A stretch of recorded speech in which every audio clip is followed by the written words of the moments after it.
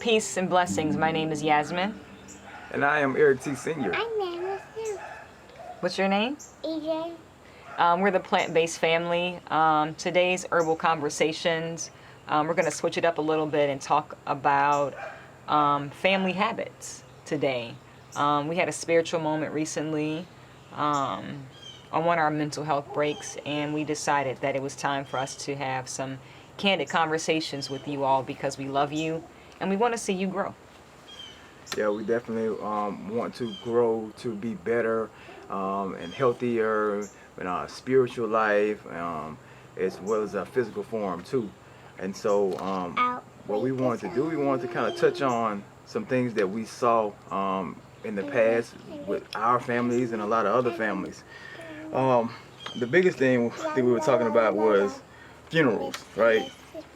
So we noticed that when a lot of our people pass from various things, one of the biggest ones, cancer, heart disease, it runs rampant in the African community.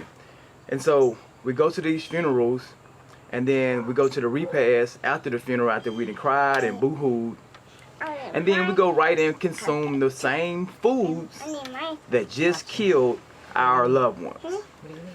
For some reason, we don't understand why we are missing the connection, and why is it so difficult for us to figure it out. Yeah, so a couple of years ago, we went to a family's funeral who had passed away of cancer, and we were definitely in the middle of our journey personally with our diets, and it was just so amazing to us the amount of hot dogs and fried chicken and barbecue meat that we had as a family at this repast, because those are was our uncle's favorite foods, right?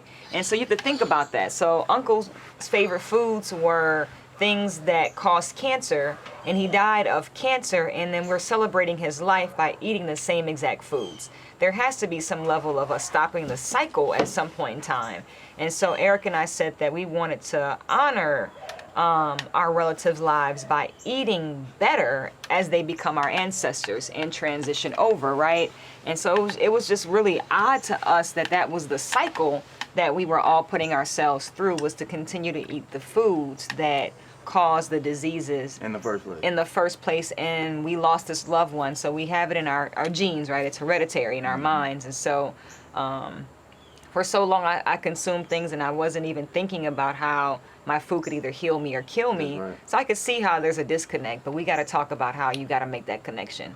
Yeah, I mean, especially in today's time, it's 2020 now. It's so much information that's out there. If somebody has cancer, if you get cancer, like the first question that we should ask ourselves is, why do I have it? What caused it? And if you do, you can Google these things today's time, and you will see that it's the diet that we consume, the standard American diet, that's causing the various types of cancer that's growing inside of us. So if we find this information, then what is it that's not helping us to apply it? You know what I mean? I mean, there's no disconnect. Like you said, what's not helping us to apply it? This is the kind of conversations that we have to have. So there's somebody watching this that's like, I get it now, right? And so I could give you an example of a menu that would be appropriate for somebody who passed away of cancer for a repast. And so, we all bring liquor to that individual. As far as the family, we all get real drunk. Bring some soursop tea. Have that conversation about how amazing it is and how it has more benefits than some chemotherapy, according to some actual doctors. These are health studies that you can look up, right? Let's have foods that are raw and live, that are beautiful and pretty. Have a fruit salad, have a fruit bowl.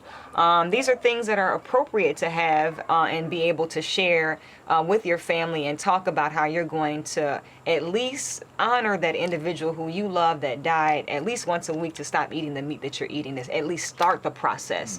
And then I think once you start it, then it'll start to become more crystal clear. But for folks that are like, I didn't get that connection, or I didn't see that, we got to stop bringing the fried chicken from the fast food place that is made with the same exact grease for how many weeks over to the family when they lose a loved one. It's not helping. Bring them something that's going to help them poo, because they are constipated, they're already stressed out. Bring them something that's going to help them heal, as opposed to something that's going to kill them. continually.